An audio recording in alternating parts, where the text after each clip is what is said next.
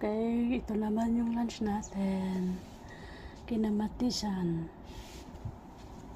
Yan, papakulo muna tayo ng sabaw.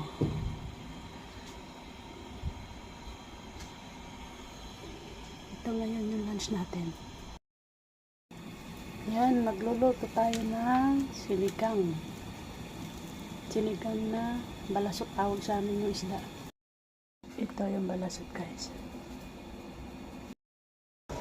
Okay, ito na. Yung sinigang natin.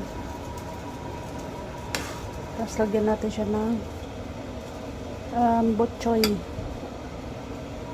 Ito ang ulam natin ngayong tanghali. Buti na lang nakapunta tayo sa palengke.